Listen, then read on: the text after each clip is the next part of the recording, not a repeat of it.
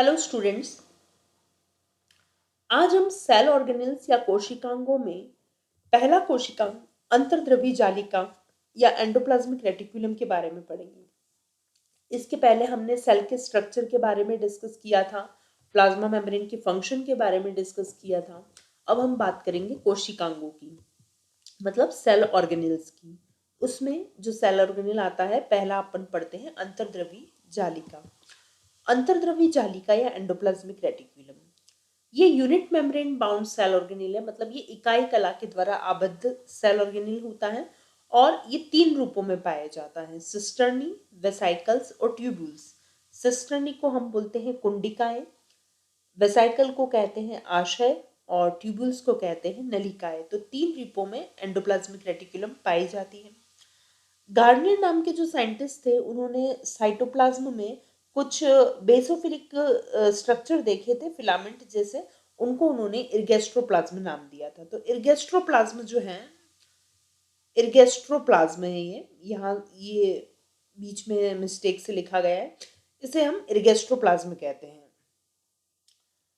फिर 1945 में पॉटर और इसके सहयोगी जो क्लाउड और फुलम हैं, उन्होंने इसको एंडोप्लाज्मिक रेटिकुलम नाम दिया था। एंडोप्लाज्मिक रेटिकुलम पूरे साइटोप्लाज्म या कोशिका द्रव में फैली रहती है और ये न्यूक्लियर मेम्ब्रेन या प्लाज्मा मेम्ब्रेन या फिर दोनों के कांटेक्ट में रहती है। और एंडोप्लाज्मिक रेटिकुलम जो है वो प्रोकैरियोटिक में एब्सेंट होती है, यूकैरियोटिक में पाई जाती है। और यूकैरियोटिक में भी आरबीसी को छोड़ करके, मैमल्स की जो आरबीसी है उसको छोड़ करके ये सारी यूकैरियोटिक सेल्स में पाई जाती है।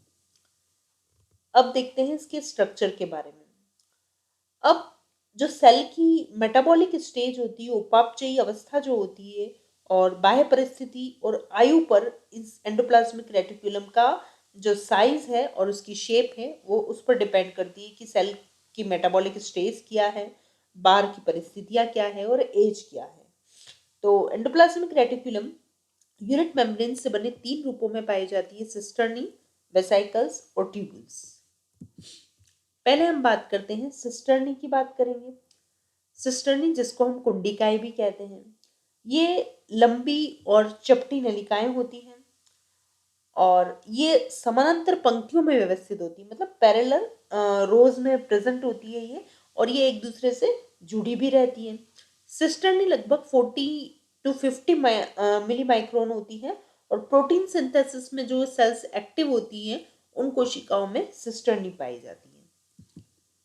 ये देखिए आप, सिस्टर्नी ऐसी होती है जिसके बारे में हम बात कर रहे थे कि ये लंबी और चपटी नलिकाएं होती हैं और ये पैरेलल रोज में अरेंज रहती है। देखिए, समानांतर पंक्तियों में व्यवस्थित है और कई बार ये एक दूसरे से जुड़ी हुई भी रहती है। सेकेंड हम बात करते हैं वेसाइकल्स की। ये वेसाइकल आप देख सकते हैं इसमें, ये गोलाकार या अंडाकार होती है और इनका जो डायमीटर होता है वो 25 to 500 मिली माइक्रोन होता है। अब नेक्स्ट जो स्ट्रक्चर आता है वो आता है ट्यूब्यूल्स। ट्यूब्यूल्स जिसको कि हम नलिकाएं भी कहते हैं। ये एंडोप्लाज्मिक रेटिकुलम का जो रूप होता है नलिकाओं वाला, ये आकृति और व्यवस्था में अनियमित होता है। देखिए आप, इसमें इरेगुलर आपको दिखाई देगा, कोई स्पेसिफिक स्ट्रक्चर नहीं होता है और इनका व्यास 50 से 100 मिली माइक्रोन होता है। ओके। अब सेल डिवीजन जो है, उस चक्र के समय एक ही सेल में सिस्टर्नी, नलिकाएं और वेसाइकल, ये तीनों एक साथ देखी जा सकती है विभाजन चक्र के टाइम पर। तो सभी प्रकार की जो स्ट्रक्चर है, इसकी मुख्य विशेषता ये होती है कि ये साइटोप्लाज्म के एक निश्चित स्थान या गुहिका को, जिसको यूनिट मेम्ब्रेन के द्वारा ये घेरे रहती है।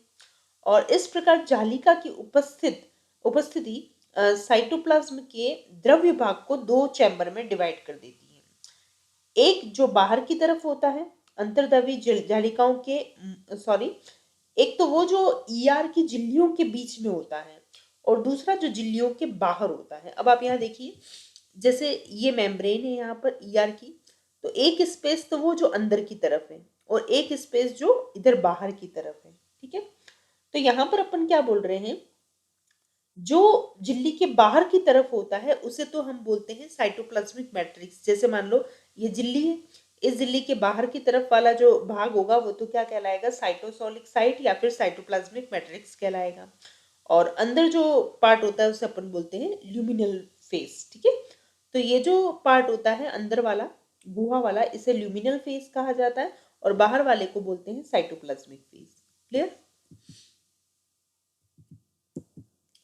Types of endoplasmic reticulum.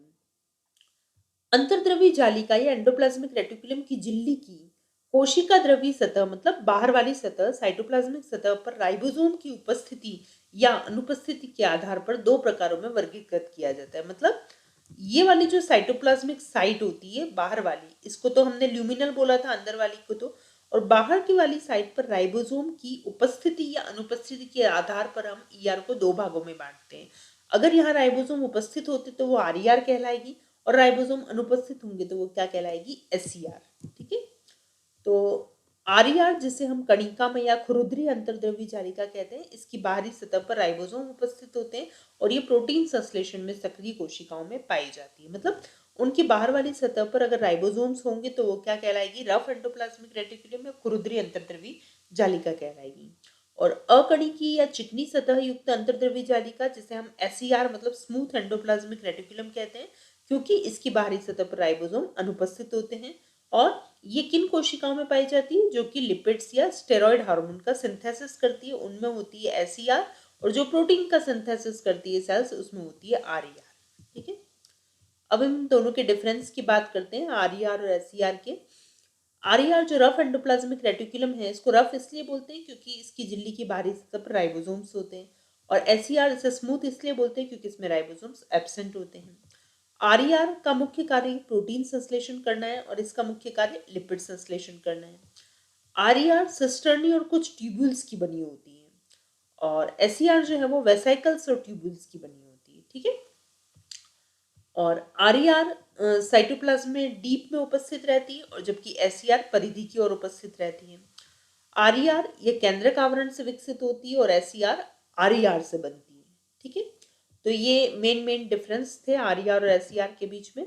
अब आप देखिए, ये वाला तो हो गया न्यूक्लियस, और ये जो मेम्ब्रेन है ये हो गई न्यूक्लियर मेम्ब्रेन, और न्यूक्लियर एनवलप या न्यूक्लियर मेम्ब्रेन से जो ईआर बनती है वो कौन सी है, यहाँ पर आरईआर बनती है पहले, उसके बाद इससे राइबोसोम हट जाते तो वो एसईआर कहलाती है। ठीक है, तो ये देखिए आप, ये तो पूरी क्या हो गई अपने, जिस पर राइबोसोम्स प्रेजेंट है वो तो हो गई आरईआर। फिर ये जो आपको दिख रही है ये वाली, इन पर ऐसे राइबोसोम्स नहीं दिख रहे हैं, तो उसको हम क्या बोलेंगे, स्मूथ एंडोप्लाज्मिक रेटिकुलम।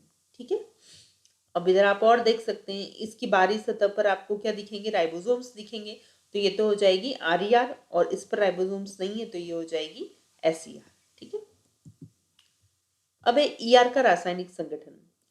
अंतर्द्रव्य जालिका का जब डिफरेंशियल सेंट्रिफिकेशन किया जाता है, जिसको हम विभेदकी उपकेंद्रण कहते हैं, तो जब ईआर का डिफरेंशियल सेंट्रिफिकेशन या विभेदकी उपकेंद्रण किया जाता है तो इसके विभिन्न घटक जो होते हैं वो अलग अलग हो जाते हैं, या उनके विभिन्न घटकों को अलग अलग किया जा सकता है। तो इस विधि के द्वारा एंडोप्लाज्मिक रेटिकुलम क्या होता है, छोटे छोटे टुकड़ों में टूट जाती है। अब जैसे देखिए ईआर है, इसका पहले अपन होमोजेनाइजेशन करते हैं, तो ये क्या होता है, ऐसे रफ और स्मूथ माइक्रोसोम बन जाते हैं, टुकड़ों में टूट जाती है। फिर सेंट्रिफिकेशन किया मान लो, तो उसमें फिर क्या होता है कि जैसे यहाँ देखिए आप, tube with gradient of increasing sucrose concentration, या सुक्रोज कंसंट्रेशन की इंक्रीजिंग ग्रेडियंट है, इंक्रीजिंग सुक्रोज कंसंट्रेशन की ग्रेडियंट है इस ट्यूब में। अब यहाँ जब सेंट्रिफिकेशन करते हैं अपन, तो जो स्मूथ माइक्रोसोम्स होते हैं वो कम भार वाले होते हैं, उनकी डेंसिटी कम होती है, और ये जो है वो सेडिमेंटेशन, मतलब इनका सेडिमेंटेशन रुक जाता है, ये मतलब नीचे सेटल डाउन नहीं होते हैं, बल्कि ये लो सुक्रोज कंसंट्रेशन में फ्लोट करते रहते हैं। और जबकि रफ माइक्रोसोम्स जो होते हैं इनकी डेंसिटी ज़्यादा होती है, इनका घनत्व ज़्यादा हो जाता है, और ये सेडिमेंटिंग को रोक देते हैं, मतलब ये नीचे की तरफ जमते नहीं है, और ये हाई सुक्रोज कंसंट्रेशन पर फ्लॉट करते हैं। तो यहाँ पर अपन ने क्या देखा, ये ईआर थी, इसमें आरईआर भी है और एसईआर भी है। होमोजेनाइजेशन किया तो रफ और स्मूथ माइक्रोसोम बन गए, टुकड़ों में टूट गई। अब ये जो ट्यूब होती है, इसमें क्या होता है, सुक्रोज की कंसंट्रेशन जो है वो एक तरफ ज़्यादा है और एक तरफ कम है। तो यहाँ देखिए, इधर सुक्रोज की कंसंट्रेशन ज़्यादा होती है और इधर कम होती है, तो इस तरीके से ये बढ़ती जाती है इधर ऊपर से नीचे की तरफ। यहाँ कम कंसंट्रेशन होगी, फिर जैसे जैसे नीचे जाएंगे तो सुक्रोज की कंसंट्रेशन ज़्यादा होती जाती है। तो अब इसका जब अपन सेंट्रिफिकेशन करते हैं, तो ये जो अपने पास में रफ और स्मूथ माइक्रोसोम्स थे, तो इसमें से क्या होता है कि जहां पर सुक्रोज की कंसंट्रेशन कम है, मतलब ये वाला एरिया, वहां तो कौन इकट्ठा हो जाएगा, एसईआर, जिसको हम बोलते हैं स्मूथ माइक्रोसोम्स, ठीक है। इनकी डेंसिटी कम होती है तो ये यहाँ पर आ जाते हैं। फिर जो आरईआर वाला पार्ट होता है, मतलब रफ माइक्रोसोम्स होते हैं, इनकी हाई डेंसिटी होती है और यहीं पर सुक्रोज की डेंसिटी भी हाई है, तो ये यहाँ पर हाई सुक्रोज कंसंट्रेशन पर यहाँ पर ये फ्लॉट करते हैं। क्लियर। तो इस टाइप से ये छोटे छोटे टुकड़ों में परिवर्तित हो जाते हैं, जिनको हम माइक्रोसोम्स कहते हैं। और माइक्रोसोम में 30 से 50% लिपिड और 60% प्रोटीन पाया जाता है। लिपिड में मेनली कौन कौन से होते हैं, फॉस्फोलिपिड्स होते हैं और प्लाज्मेलोजेंस हैं और गैंग्लियोसाइड्स होते हैं, ठीक है। अब ये जो मेन जो फॉस्फोलिपिड्स होते हैं इसके अंदर वो कौन कौन से होते हैं, लेसिथिन और सिफेलिन होते हैं। और कोशिका के कुल आरएनए का 60% आरएनए जो है इन्हीं में पाया जाता है। अब आप देखिए डिफरेंशियल सेंट्रिफिकेशन, जिसको कि हमने क्या बोला था, विभेदकीय उपकेंद्रण। तो repeated centrifugation at progressively higher speed will fractionate cell homogenates into their components. मतलब जब अपन बार बार सेंट्रिफिकेशन करते जाते, देखिए low speed centrifugation, medium speed, high speed, very high speed, बार बार जब सेंट्रिफिकेशन करते जाते हैं तो जो सेल होते हैं उस सेल के जो कंपोनेंट्स होते हैं उनको अपन आसानी से अलग कर सकते हैं। अब ये देखिए ये सेल होमोजीनिएट है, इसमें सेल के सारे कंपोनेंट्स हैं। जब इसका लो स्पीड सेंट्रिफिकेशन किया जाता है तो सबसे पहले जो नीचे की तरफ बैठते हैं उसे पैलेट 1 कहते हैं। और ये नीचे की तरफ कौन बैठेंगे, जो सबसे भारी होंगे, तो उसमें सेल का केंद्रक और साइटोस्केलेटन सबसे नीचे की तरफ आ जाएंगे। तो ये ग्रीन कलर वाले भारी है वो सबसे पहले नीचे बैठते हैं यहाँ पर, ठीक है। फिर उसके बाद में अपन मीडियम स्पीड पे सेंट्रिफिकेशन करते हैं, क्योंकि भारी है तो लो स्पीड पे करोगे तो ही वो नीचे बैठ जाएंगे। फिर मीडियम स्पीड सेंट्रिफिकेशन करेंगे तो पैलेट 2 जो नीचे की तरफ जमेगा, उस नीचे की तरफ जो जमेगा उसमें क्या होंगे, माइटोकॉन्ड्रिया होगा, लाइसोसोम्स होंगे और पेरोक्सिसोम्स होंगे। क्योंकि अब उनका जो वेट है वो अभी सबसे ज्यादा है इसमें, पहले तो सबसे ज्यादा इनका था, ये बैठ गए, दूसरे नंबर पर इनका ज्यादा है तो ये नीचे बैठ जाते हैं। फिर हाई स्पीड सेंट्रिफिकेशन किया जाता है तो उसमें माइक्रोसोम्स और जो दूसरे स्मॉल वेसाइकल्स होते हैं वो बैठ जाते हैं, ठीक है। अब ये जो बाकी बचा वाला पार्ट होता है इसका अपन वेरी हाई स्पीड पर सेंट्रिफिकेशन करते हैं, तो और जो छोटे छोटे पार्टिकल्स बच गए हैं वो भी नीचे बैठ जाते हैं, उसमें राइबोसोम्स, वायरस और लार्ज मॉलिक्यूल्स होते हैं, ठीक है। तो सेंट्रिफिकेशन क्या करता है कि साइज और डेंसिटी के आधार पर ये सेल के कंपोनेंट को अलग करता है या सेपरेट करता है। अभी आपने देखा जिनकी साइज और भार ज्यादा था वो पहले नीचे बैठे, फिर इससे कम जो था वो सेकंड नंबर पे वो आए, फिर इससे कम वाला है और फिर इससे कम वाला है। तो इस टाइप से अपन सेल के कंपोनेंट्स को सेपरेट कर सकते हैं। तो लार्जर और डेंसर कंपोनेंट जो होते हैं ऐसे वाले, तो वो क्या करते हैं कि ग्रेटेस्ट सेंट्रिफ्यूगल फोर्स को एक्सपीरियंस करते हैं और मोस्ट रैपिडली वो मूव करते हैं, ठीक है। They sediment to form a pellet at the bottom of the tube, while smaller, less dense component remain in suspension above a portion called the supernatant. मतलब जो सेडिमेंट है वो ट्यूब के बॉटम पर जाते हैं वहां पर, और जबकि जो स्मॉलर होते हैं, जो लेस डेंसर कंपोनेंट होते हैं, वो इस सस्पेंशन में रहते हैं ऊपर, और इसको हम क्या बोलते हैं, सुपरनेटेंट, ठीक है। तो इस टाइप से ये डिफरेंशियल सेंट्रिफिकेशन होता है। अब हम एंडोप्लाज्मिक रेटिकुलम के एंजाइम्स की बात करते हैं। इसमें एंजाइम होता है NADH साइटोक्रोम C रिडक्टेज होता है। दूसरा होता है ग्लूकोज 6 फॉस्फेटेज होता है। ग्लूकोज 6 फॉस्फेटेज हमेशा ER में प्रेजेंट होता है, और ये एंजाइम जो है वो एंडोप्लाज्मिक रेटिकुलम का मार्कर भी माना जाता है। दूसरा मैग्नीशियम एक्टिवेटेड एटीपेज होते हैं, न्यूक्लियोटाइड डाइफॉस्फेटेज, यूरिडीन, ग्वानोसिन और inosine diphosphatase to hydrolyse UDP, GDP and IDP। मतलब यूरिडीन, ग्वानोसिन और आइनोसिन डाइफॉस्फेट्स होते हैं जो UDP, GDP और IDP का हाइड्रोलिसिस करते हैं।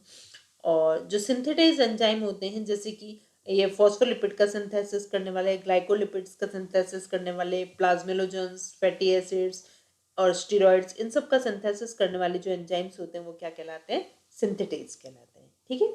तो ये आज हमने इस एंडोप्लाज्मिक रेटिकुलम के एंजाइम्स के बारे में, मतलब केमिकल कंपोजिशंस के बारे में डिस्कस किया, और ER कितने प्रकार की होती है, ER का स्ट्रक्चर कैसा होता है, वो सब हमने इस लेक्चर में डिस्कस किया। और नेक्स्ट लेक्चर में हम ER के फंक्शंस के बारे में डिस्कस करेंगे। Thank you.